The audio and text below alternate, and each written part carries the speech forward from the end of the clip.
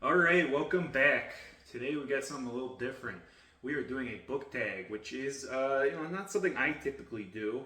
I've been pretty much just sticking to my own topics when it comes to things like this. But I was tagged in this, which is a relatively new tag, and it is an interesting subject. I think that of all the tags that are out there, this is one that it feels less like you're just kind of checking off boxes on a list. And actually, is putting some thought to it. There's a lot of different variety you can take to it. And just everything I've seen from the originators to those who have also participated, they all have very interesting and thoughtful takes on this subject matter. So I'd like to offer my own take on that. So this is the Beauty in Books tag, which is started by Emily from the Linguist Library and Ruben from Readers It May Concern, who he was the one who tagged me most graciously, and honestly, I didn't even know I was on his radar. He's got some great videos. If you're not already aware of Ruben's channel, you should absolutely check it out. Just really great, thoughtful discussions on books, on literature, and a wide variety of stuff too. Honestly, it's it goes beyond just the literary stuff to more of the nonfiction, and the philosophical, and the historical. Definitely someone to admire. So I would highly recommend checking that out. But, let's get back to what, it's all about me in this echo chamber right here, as you can listen and hear the reverberations. So there's a couple different subjects in this tag, and I honestly, some things I feel like I resonate more with than others. So I may have one option, I may have multiple options for some. Some of them may cross over. I'll try to bring that up as best I can when it comes to what kind of resonates most with me. Let's get started. So the first one here, Beauty in Concept, which, boy, there's a lot of great conceptual books. And I did try to narrow things down to one if I could, but that's not always the case. This one, I do have a really good idea for one, and that is, let me pull it out real quick out of this shelf. Better be up there. This is ever-changing shelves. If you pay attention, it's either because I'm adding things that I think are relevant to the discussion, or just buying too much. All right, what do we have today in Beauty and Concept? It is, if you watched my best of the year last year, it is In Transit by Brigid Brophy. I should also say right now, there's a bit of a recency bias when it comes to this, just because there's so many books you can choose from, and I feel like the ones I'm most actively and accurately able to assess are the more recent ones.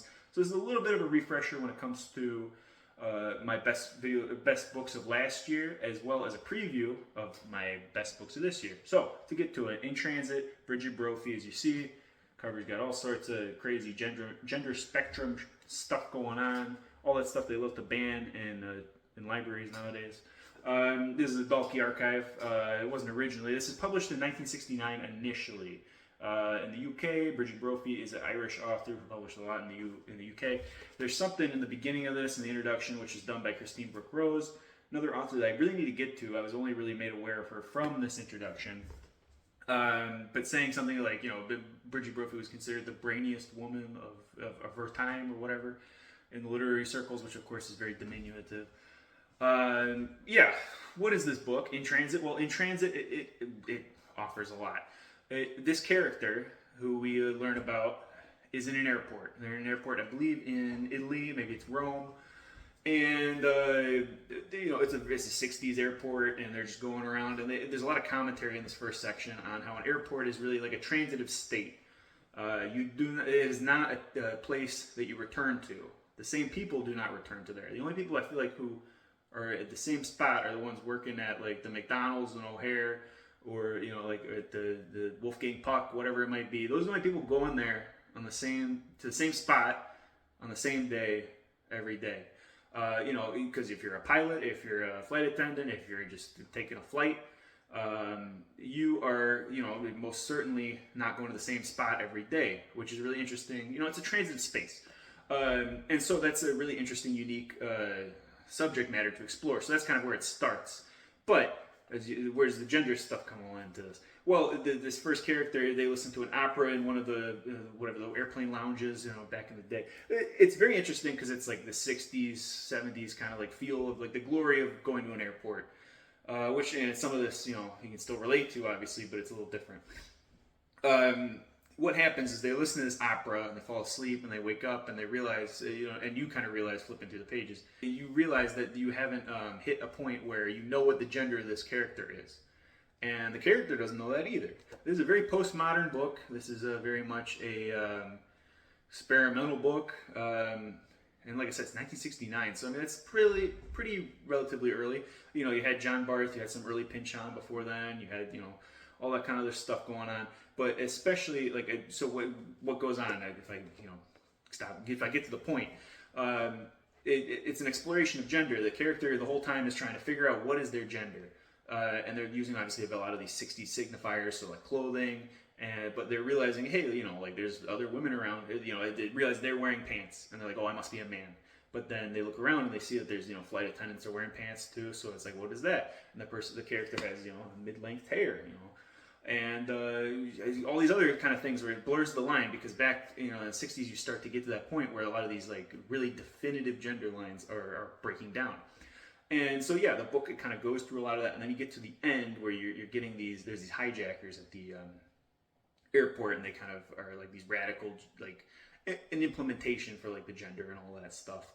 There's a lot of great play with that's just the narrative of this book. It's a crazy subject matter, but I think it's beautifully written. There's a lot of experimentation in form and syntax.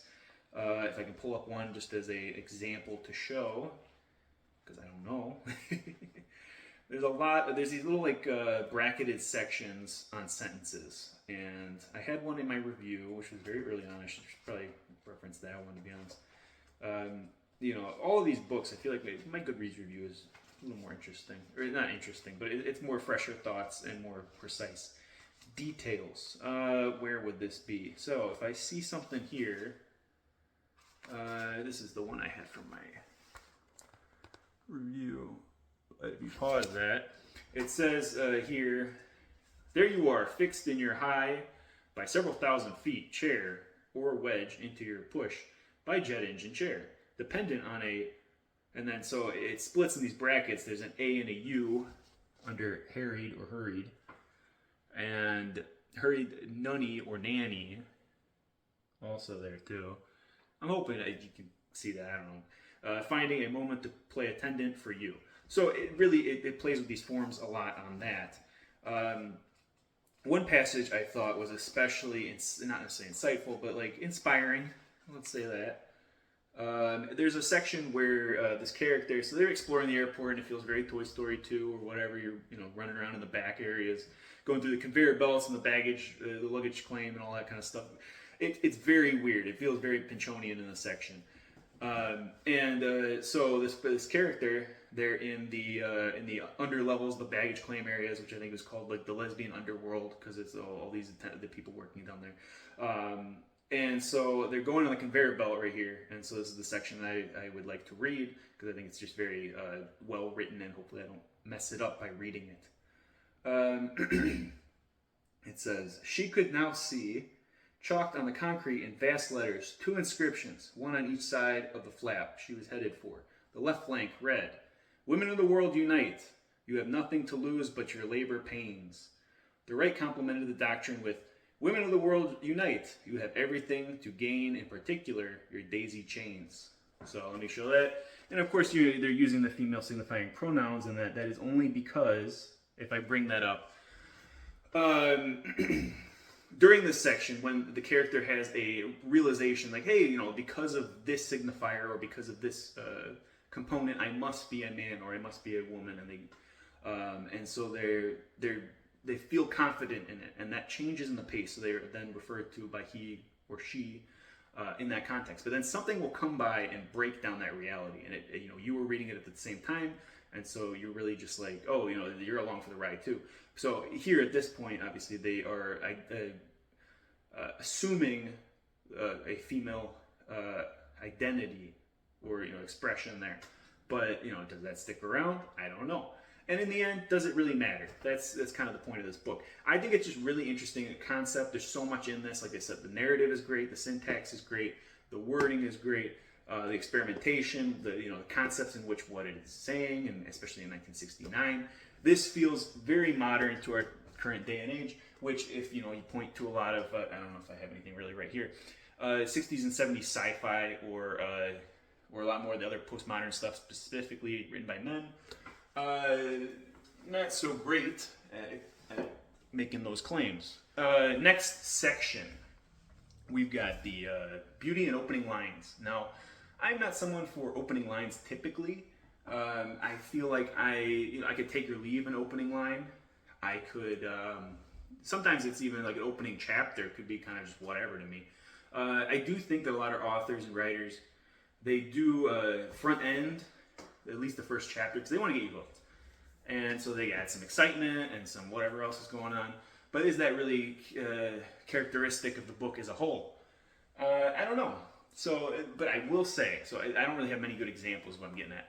Recently, I was reading a book and I came across the first sentence in it, and I was actually quite impressed. So I stopped and I cataloged that. And that book is the Driftless Trilogy by Rick Harsh. Now, of course, Trilogy, it is 3 books. Let me see right there.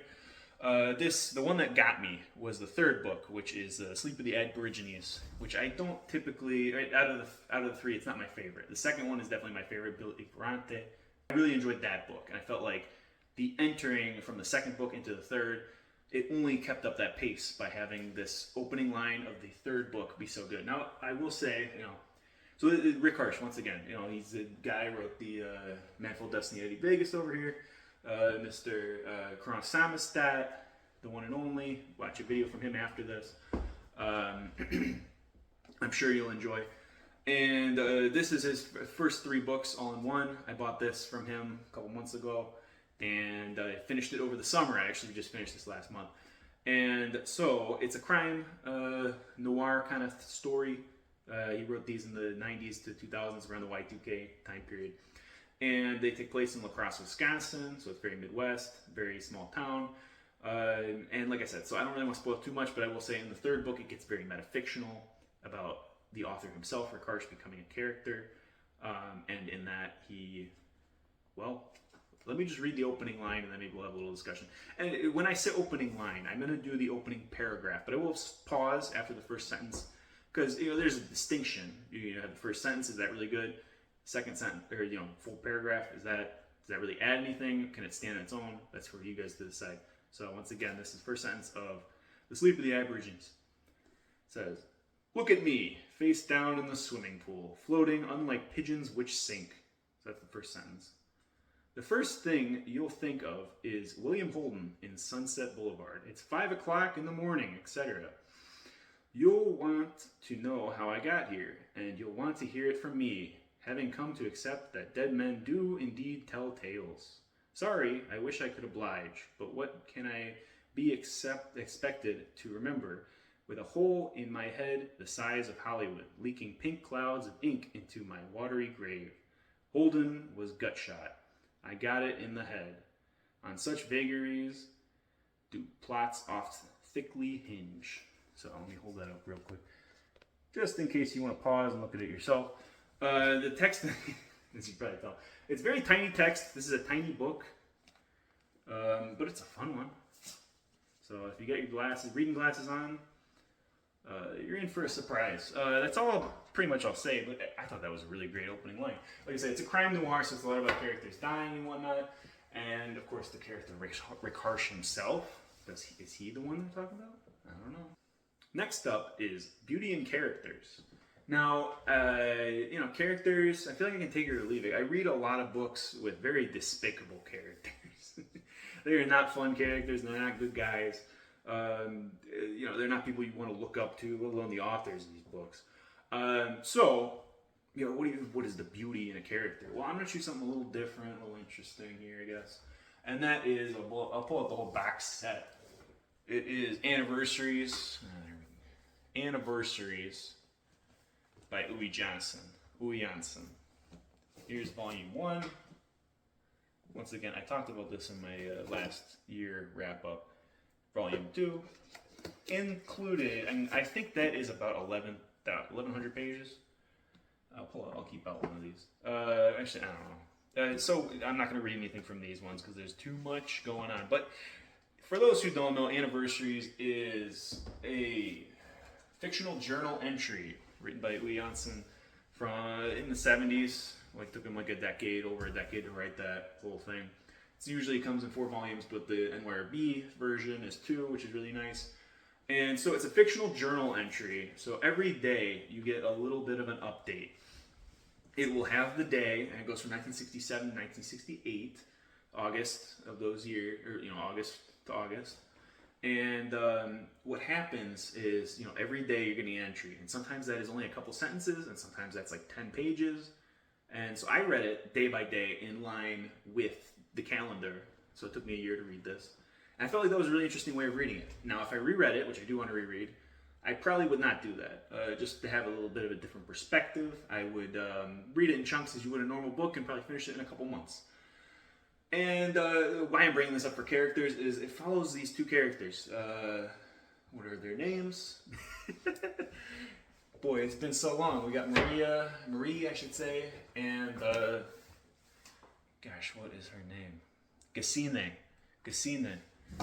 So they are, Gesine is a German-American woman. She was born and lived in Germany up until, I don't remember exactly, the 50s or so, and or maybe 1960, I want to say. And then her daughter, who was born in America, no, she's born in the UK. Boy, I don't remember anything about this. This is how great these characters are. What I'm getting at, though, is that they are a mother and daughter duo, and you get to follow them pretty much every day. Now, some days are not as much focused on them. It's other characters, or it's stories that Gesine is telling via audio recording to Marie. And what comes of that, though, is you're getting these characters, yes, and they're highly detailed, but some days are more eventful than others. You get the high action, high impact days. They're really interesting and eventful stories, but you also get the mundane. You hear about, just the basics, the school, work, the different dichotomies of these characters, and just, their pains and whatever else. They feel like real people because of this, and that's what I'm saying in the beauty of characters. I've never read another book like that where you really get the mundane aspects, and that might not always be a selling point for people, but I think that is a really interesting experimentation with the written word, especially fictional characters. But you could say that about, like, if this was a regular nonfiction journal, you'd be like, yeah, okay, you this is your life, it's cool and all, like, I got my life too, but, like, I guess to actualize that, having these be fictional stories, or fictional characters, this fictional world, well, it's not really a fictional world, it's based on our real world, but there are fictional aspects to it. All this had to be realized, and it's just really impressive how the grand scope of it. Now, does he hit it all the time? Probably not. I really enjoyed it, but I know a lot of people who find that there's some slow points, and there are slow points in that, but that's what life is. Not your life is not 100% all the time. There's the mundane aspects. There's weeks on end where you're probably not doing much. You're not really doing anything of interest, and it probably shouldn't be put in a book, but he put it in a book anyways. And like I said, like, because it's fictional, I think there's more intention to that because it had to be created as opposed to if this was just a recounting of someone's actual life. So there's a lot I could talk about that book, and I talk about it in the wrap-up of last year, so I won't really say too much more because this video is going to be an eternity. All right, next up we got Beauty and Pain, which... These are all the heavy hitter ones. When I think of pain, especially today's world, and there's not much else I can really pull aside from, pulling from the great literary canon of Palestine, we've got here Mahmoud Darwish, The Journal of Ordinary Grief. Boy, that title, Journal of Ordinary Grief. I didn't even really think about it when I picked this one. It's mainly just because this is the one I've read. Mahmoud Darwish is really like the flagship author when it comes to Palestinian literature. This book was written and published in 1973. This is the Archipelago version. Archipelago does a lot of great works in translation from around the world, especially places that are not European. And so that's really great that there's such a collection. I have up here, I haven't read it yet, another of Darwish's books from Archipelago as well. That one's a much later one I gotta get to. But yeah, it's such a great one. This is, how many pages is this? Under 200, like 150 or something, like 170. And it is poetry in a sense. I'm not really a poetry guy. But this, I felt like, and for many reasons, it spoke to me. But like the way he tells stories is so great, and so I will read some of this because I think it's very important. And I found a section, there's a lot of sections in this that are very relevant to today. For this being a 50-year-old story and book, I think this is something that everyone should read, and it really shows the humanity in this. And I think the real pain, especially not just of this, I think this is the most well done, but like any of the Palestinian authors, you talk about, and boy, I'm gonna have to pull them out now. Where are they? We got Anti-Shamas over here. We got Bibi. We got God, there was another one. Where did I put that one? I don't know. I've got a couple up here. This is nonfiction. I'm not gonna pull it out yet. I'm reading that soon though. Oh yeah, minor detail. Pulling them all out. The thing about those is they're all great literary works, highly experimental in their own rights too. A lot of them are very experimental. Maybe not especially. I don't know. This one's not as much. Some of the other ones I think are very interesting in how they are able to tell stories too. What I'm getting at though is these stories, all of them, all these writers, they have such a great talent. And you think about the great talents. There are people from all cultures, all worlds, all time periods who are great writers, great artists, stuff like that. But when it comes to the Palestinians, all of that has to be overshadowed by the world in which they exist and inhabit and are being processed through. The big difference, like if you were going to be someone who's going to be like, I'm going to read one Israeli author, I'm going to read one Palestinian author, I'm going to be very, very learned after that. You're not going to know shit after that. But what I'm getting at is you could, and this is not to say anything specific about Israeli authors. This is something I could say about literally any Western author. They can write about this conflict, the stuff that's going on, and living in an apartheid state and whatever else, but they don't have to. Israeli authors, they don't have to. They can write about going to the beach or love or whatever, and Palestinian authors absolutely do too. But it is always overshadowed, or at least looming in the background, is the existence of their existence, being subjugated, not having an identity, being in prison, having family members killed, whatever it might be. That is always in the background, and that is the most definitive thing when it comes to Palestinian literature.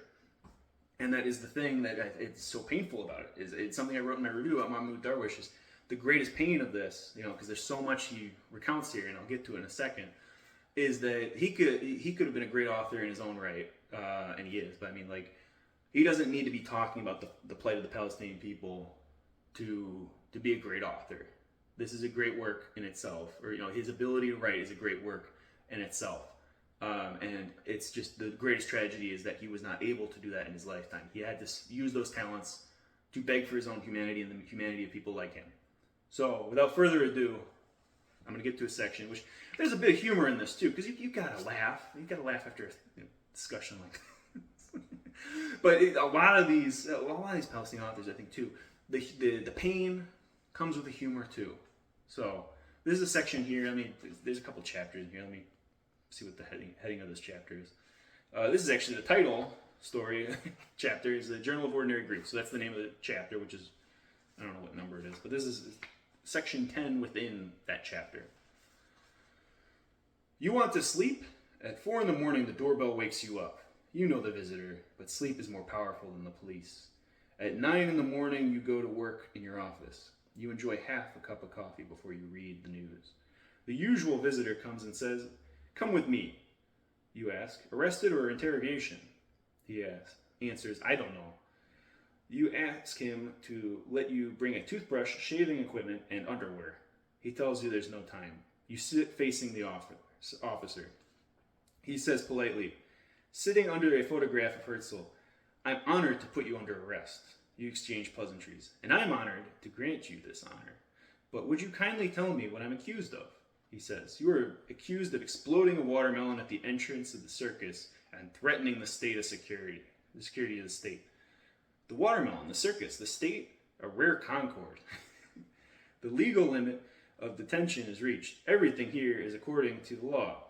You expect that you are going to be brought before a judge, and from behind the bars of the police van, you enjoy your self-indulgent city, or you go to the extreme in the exercise of hope. and expect them to release you.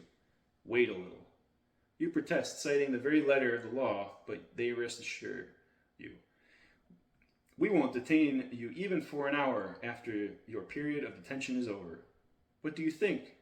There is law here. This is Israel, not the Arab world. You imagine the Arab countries and choke upon your dreams. And you wait. What are you waiting for, the interrogation officer or the Arab world? They lead you into the interrogation room, where you find an officer and an old woman. The officer asks if you speak Hebrew. Then he reads the list of charges. You are accused of plotting to destroy the state of Israel. You ask, do you mean the state or the watermelon? The repulsive woman then says, respect the court. You announce your surprise. Which court? A voice reaches you, as it's coming from the swamp. This is a court, and I am the judge. Then you realize that you have shown your respect, and for your sake, they move the courtroom to the prison. But you refuse to honor them in return. No, madame, this is not the courtroom, and you are not a judge. This is a prison, and you are the warden. The session ends with them renewing the period of detention. So that's just one section. I don't know if it's necessarily the most insightful of the whole book, the book as a whole, or even this subject matter, but it's very insightful. I would highly recommend you check out this book, because it's definitely one of the best I read this year. I can't believe it took me this long until I read this. I've been reading too many nonfiction, and you got to read some of the beauty of the written word, the prose and the literary nature of it all.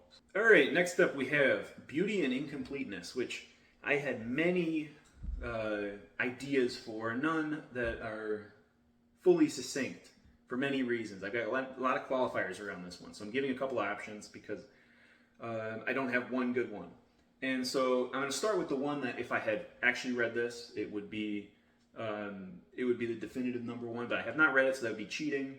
But I'm going to highlight it anyways because I'm going to read it soon, and I wanted to read it, and I have it on the shelf. I have both of the, I'll get to it. So right here, I've got Frank Norris's The Octopus, which is book one in this, and there's book two here, The Pit, in this, what is it called? The Epic of the Wheat Trilogy. Now, as you can tell, I only got two books here. Where's the third one? How is this a trilogy? Well, he passed away before he could write the third book, and that's what makes it incomplete. So, unfortunately, I have not read these. I can only tell you what my intrigue on buying these was. These are books, Frank Norris, he wrote them, I think it was very early 1900s, like the first couple years of the 20th century. This book takes place in San Francisco, the other one takes place in Chicago, and it follows the story of the wheat being grown and transported and sold in the markets, the stock exchange, the kind of financial markets in Chicago, and then it was supposed to, the third book would go on to Europe, where it's being, consumed or utilized or whatever. Like I said, have not read this. This is cheating by talking about this, but I hope to read it soon. I wanted to read this. I bought these books, I don't know when, maybe earlier this year, sometime in the last year, but I really want to get to that, especially because I haven't read many American literature books from the early 20th century this year, or in a while, really. I'm trying to think of when was the last time I read anything from that time period. I do love reading books from that time period. So, unfortunately, cheating. The other one I'm going to bring up here, which actually I don't have a copy of with me, is Parable of the Sower and Parable of the Talents by Octavia Butler. I've only read Parable of the Sower so far, but that is another incomplete trilogy, or at least series. And I wasn't fully enamored by Parable of the Sower. I felt like it got a little too. I'm not a huge dystopia guy, but that's what it is. I felt it was a little YA in its tropes. Now, that's not to say that the content matter. It's very adult and it's very extreme. But like a lot of the setup, I was like, okay, this just feels like a YA, like Hunger Games type story. But I would love to have had this full series. It's a big reason why I haven't gotten to the second book yet, is because I know that there's no third. So I don't want to have that anticipation, read this book and have more opening into this world just for it to be closed down, and knowing that it's going to be closed down. Third option, where is it? Well, I don't have it either. I have a stand-in for the author. Where is it? Where did it go? Oh, here. would be Kafka's The Trial, or like, you know, most of his works. Now this is of course his diaries. It's the only book I have on the shelf right here that is a Kafka book. But most of Kafka's books were published after his death, and, you know, incomplete or unedited, whatever it might be. You know, not fully given a sign off from him. So there is a haunting element in that beauty, because honestly, The Trial is one of my favorite books, and to know that that is something that he never fully that the work that we have is not what he fully intended us to have, or even if he wanted us to have anything. There is some beauty in that, and it really, like, it talks to the posthumous kind of outlook of, you know, the posthumous aspect. I feel like a lot of times that's taken for granted, and it's exploited by those who have the rights for whatever works by whatever artist. Usually I feel like that's something in music, you don't really get that as much. You do get that in writing. There's a lot of that old Hemingways, or there's like a Brigid book out there. All these things are posthumous, and like it taints my understanding of it usually. But like with Kafka's books, I mean, so much of what he's known for is those posthumous works. You've got to say something for that. You can't just dissuade that and say, like, you know, oh, he wouldn't have wanted this, so I'm not going to read it, because then you're not going to know him, at least not on the level that the world knows him. So that's kind of my weird being able to piece together the answer for beauty and incompleteness. It's very incomplete. Next up, we got beauty in place. Now, this is a section that I thrive in. You know, I don't deal with the characters. I don't deal with whatever. You know, there's no beauty in characters, but beauty in places. I got a lot of choices for this, and the one I decided to pick, because there's too many I could pick from, is Berlin Alexanderplatz by Alfred Döblin. This is my copy, which is like a movie tie-in. This is the Fassbender cover, I believe. I have not watched the series. I haven't watched any of the adaptations. I really should. This version is 600 pages, whereas the NYRB one, which I don't have, and I do want to read. I want to reread this, and if I reread it, it's going to be the NYRB one. Is I think less than 500. It might be 400 pages. So I don't know what they're cutting down. Of course, this is a tiny little. It's bigger than the Rick book, but like, it's still not that big. Yeah, Berlin Alexanderplatz is it's from 1929. It's very experimental. It's the story of Franz Beavercroft, as it talks about, and he's a criminal bad guy. You know, would not be a beautiful character, although there is some pain and beauty. You could put that in. You could put things in every section. There's a story around this guy. You know, he's a guy who just got out of prison, and then he gets wrapped up in crime, and his life gets worse and worse. You know, all this kind of stuff. But beyond that story, which is a great story if you're into like crime stories and whatnot, highly recommend. But the real beauty of this is the city itself. That's why it's titled that. That's why Franz Beavercroft is in the subtitle, and it's not called The Story of Franz Beavercroft, Berlin Alexanderplatz. It's Berlin Alexanderplatz. It's really about the city. Now, this is the Weimar era. It talks a lot about 1928, 29 is about the time period this takes place in. You get to learn everything about that, and of course, that time period is like the cusp. You know, your last 5 years before the rise of fascist parties and whatnot, and you get a little bit of that in here. You see some of those meetings of those people. You know, they're really just like they're meeting at beer halls. They're not really, you know, they don't really have the power yet, but you get that hint of it. You get so much in this. So how he told this story and why it's so interesting, so experimental, is it's some chapters will literally just be like as if you're just like hearing the outside windows in an alleyway, and you're popping in, and you're like, oh, this character's doing, or not the character, this person in this window, you know, doing laundry or singing or whatever else. You know, they talk about like all these people that are like not real characters. I mean, they are, because they're just people living in the city, and that's what builds up a city. A city is built on people. That's why if you hear a siren go by, or you hear someone yelling outside, or you hear the laundry downstairs, that's how you know that we're in the real city of Chicago right here. Is you hear the world around it. You know, I don't live in a void. You know, it's not just me and the bookshelf like it looks like. But yeah, in this book, it utilizes like the stories of people who are really not a part of this narrative, but they are. There's a lot of other things in here too. They will talk about newspaper, like they'll just be like newspaper headlines, and then there will be things like decrees, like different laws that were in place at the time, and it really gives you a sense of the city at the time, the city of Berlin at the time, of this book in the Weimar era in the late 1920s. Now, the real beauty of that, too, beyond anything that I've talked about so far, is, of course, that city does not exist anymore. And it did not exist quite shortly after that. Because you think about it, you get the rise of the Nazis, you get the destruction of that city. That city's completely demolished. Everything in this little cover right here, I don't know if there's any other pictures I can show. None of that really exists. Alexanderplatz, if you look it up today, doesn't look anything like that. And then you think about it, after the war, when they're rebuilding, it's being rebuilt in segregated sections with their own different cultural influences. And that doesn't even, for another 50, 40 years, get to reintegrate, because, there's a wall that gets put through there, and all sorts of other stuff. There's pictures from the movie in here, but none of them really, a lot of it's a little spoilery, and it's more about the characters, not really much about the city. But, what I guess what I'm getting at is that, the city of Berlin changed very quickly after that. And so it really only exists in the pages of this book, which is such a beautiful thing. And that's such a beautiful thing about books. Because, especially for the longest time, you really didn't have cameras. You could look up footage of what 1920s Berlin looked like, and you can get an idea of it. But, the living, breathing aspect of it is what's in this book. And so that's really what sells me.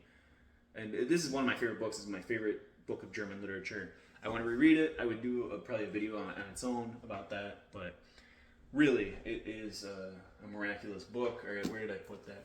I've also got here some other Döblin, but we're not talking about that today. It will take too long. Next up, we have Beauty and Time, which actually, the last one could go with pretty well with that as well. And I've got a couple options for this one. Very similar, so I'll bring it over with the last one, is John Dos Passos' USA Trilogy. Something that Ruben talked about in his video as well, just very briefly. But this is another favorite of mine. I read this a couple years ago. This is a trilogy. So you can read these in 3 books. I really do love the Library of America version of it. I don't have many of these books because I don't necessarily like the Bible paper. It tears too easily, and there's so many stains from coffee and whatnot in this.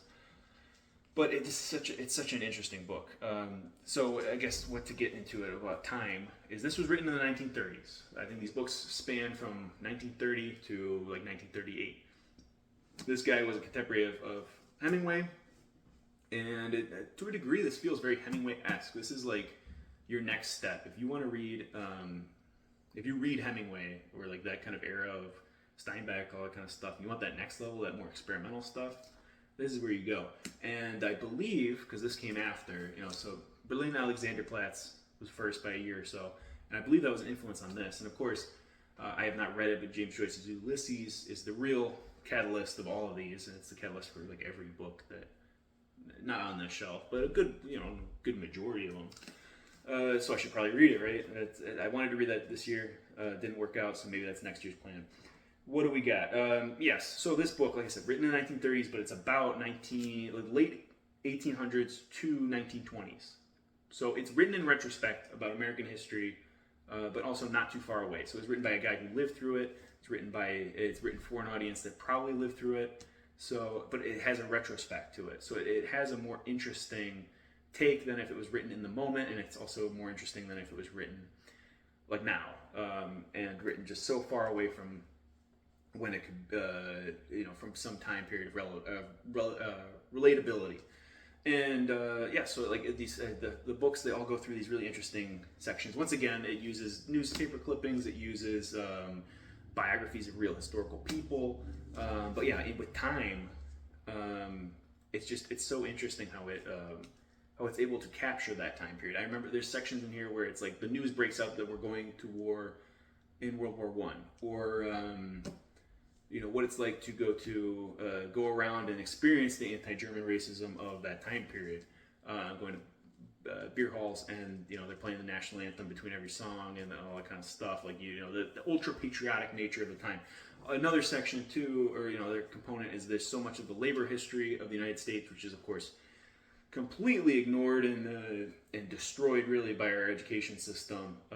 But the labor history of the time period was such an important thing, and that's really covered pretty well in here, of course, in a very exciting fictional way, but also it references a lot of the real labor heroes, and those are some of the biographies in here too. you talk about the stock markets in here. You talk about just World War One in general.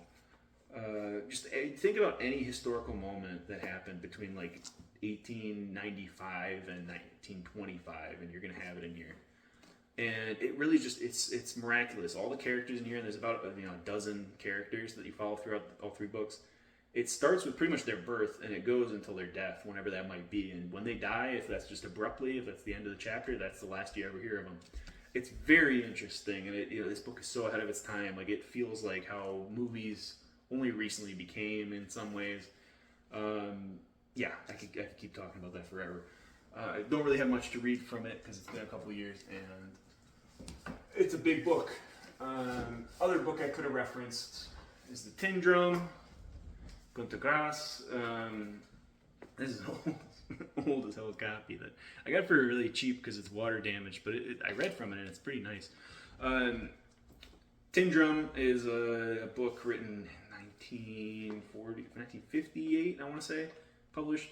But once again, it's about this guy, this little man, little freak, Oscar, I don't remember his name, Oscar Mansarath, I think, who is a Kashubian, who, just a little bit, that's why we get this beautiful hair.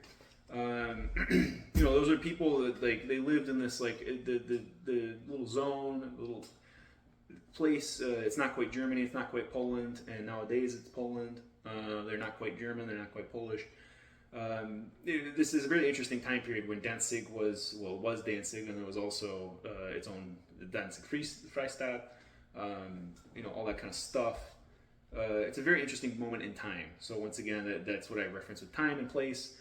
The interesting thing too, very similar parallels, is little man Oscar here. So he's a little child, the drum, the Black Trommel is what it's originally titled. He's just banging away at this tin drum, and if you watch the movie, which I've actually watched that one, it's annoying as hell because he's just hitting this like dented ass tin drum. And yeah, he's a little guy, a little freak who he just keep referring to. That's not very nice, but he's a fictional character. I'm not saying anything about people who actually live this way, but he does not grow. He does not grow up. He kind of maintains the body of a 3-year-old, at least in the story, which I guess in that sense, I don't know how many people really like that. You get some like Haspula kind of little guy here.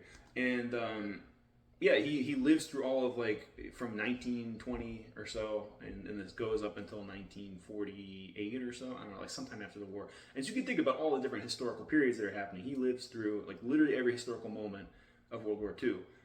You've got, I don't know, the invasion of Poland, really. You've got D-Day, you've got the Reconstruction. He's just there for all of it, having a blast, and it's very humorous. I guess he's a fun character, too. I've been making fun of him, but he's a fun character. Günter Grass, I want to read more from him, but that's the big one. All right, next up, and the last one, because, boy, it's getting a little long, is Beauty in Catharsis. Now, beauty in the catharsis can mean a lot of things, and I feel like a lot of this is, when I share the stories, it's the beauty and the pain, because that's really what I'm into, are these big, huge, monumental experiences, whether it be for a person, or for a nation, or for all of humanity, and, how do you reconcile that? I think that's a really interesting component, but I'm not going to talk about that with catharsis at all. I'm going to talk about it in catharsis in terms of the reading experience. So, and of course this is another book I could bring out for a lot of these other questions, is Titus, Groan by Mervyn, Peake. I read this last year. I read the follow-up, Gormenghast, and then this is the Gormenghast Trilogy. I have not read the third one yet. I'm hoping to read that in the fall because I took a break, because this is very fall-winter reading. Once I finished the second one, it was already starting to get to spring, so I didn't really want to get to that. But this is a 500-page book. And this is from 1946, published. So predates Lord of the Rings, does not predate The Hobbit, but it feels very influential when it comes to, like, I read this and I felt like this is where J.K. Rowling got way too many of her ideas. This is where Brian Jakes got a lot of his ideas. Like a lot of that, like just being in a castle. So Gormenghast is the castle, and it's called the Gormenghast Trilogy because it is really about the castle. It's not really about any of these characters in specific. There's a whole narrative. Titus Groan is the little boy to be in the, it's a very, this story itself, at least the first one, is very Shakespeare-esque, typical, feudal family dramas, and like, who's going to be the next king, that kind of thing. And this is the boy, like him as a boy, and then he becomes older in the second one, and in the third one I hear he gets older because that's how time works. Yeah, what goes on in this one though, and why I'm bringing this up for Catharsis, is you're reading this book and you're exploring the whole castle. You're going into different rooms. You are, meeting different characters, all this kind of stuff, and it's a great fun time. This is a really, like, I read this when I was I was doing some medical procedures, and was getting my blood pressure checked, and it was just such a nice, peaceful, tranquil section I was reading about, like, I don't know, like a nice dinner or something like that, and it was like the lowest my heart rate had ever been, because it's just so nice. It's a nice world to spend your time in, and these editions, I wish I had the other two with me, but they come together and they make a really nice image, these Ballantine ones. Would do a video on these, maybe, to a degree. But it's been so long since I've read some of the first two, and there's so much to them. So Catharsis, once again, why? Well, there's not much action in this. You think about fantasy books and fantasy stories and whatnot. There's always kings and castles and wars and whatever else. Not really much of that until the end. You get some really dramatic sections, and it leads up to a sword fight. And so if you see here, this is the start of the book. This whole section here is just you learning about the world, whatever else, and then now you get to the action, which is at 460 pages into this 550 so page book. And I don't know if I can really read much of it, but I will say there's a section called there's a room. So there's all these different rooms, all these different fun, different rooms. Like, this castle feels endless. And there's one room in this called the Hall of Spiders, and boy, that plays a part in this sword fight. And I just was like blown away when I read this. I don't know if I can, because it's a whole chapter. If I could really find a good way of describing in a quick synopsis, or give you a quick sampling, that would be nice. But I don't know. Let's see. Covering the flagstones with a raked stride, Mr. Flay was, for all his speed, little more than 9 feet in advance of Swelter.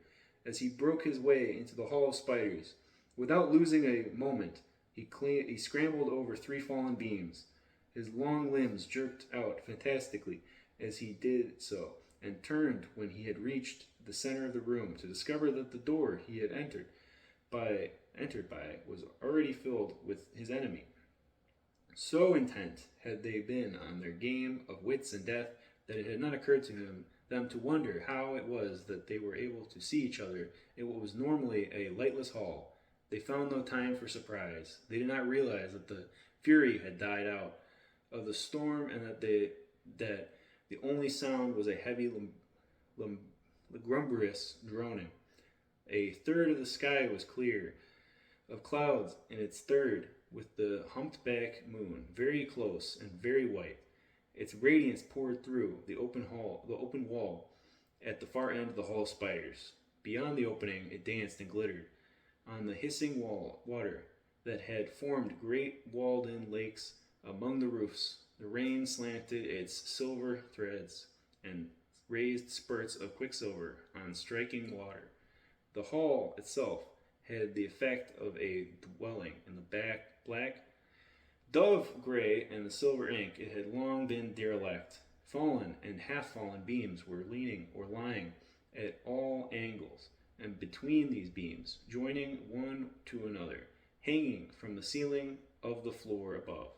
For most of the immediate welkin had fallen in, spreading in every direction, taut or sagging, plunging in black shadow, glimmering in half-light, or flaming exquisitely with a kind of filigree and leprous brilliance. Where the moon fell unopposed upon them, the innumerable webs of spiders filled the air. That's actually a pretty solid. So that was like one paragraph. That was a pretty good sampling. I had the bookmark here, but I didn't remember where or what I was going to try to read.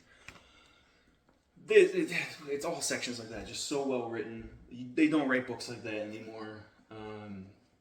I cannot wait to read the third one. I can't wait to reread that, because I hear the third one well, there's a lot of things that go on. Mervyn Peake was not doing well health-wise when he got to the third book. There's supposed to be more than that too. One thing that could be in the Incompleteness too, because it's a trilogy, yes, but it was supposed to be more books than that, and that's the first one. That one's really great, and honestly, I don't want to say too much more, but like the second one only ups the ante, and it's even better. So that's all I really got to say about all these, because boy, I'm getting a little tired, and this is the longest video I've made, and I want to keep it shorter if I can, because boy, thank you for watching.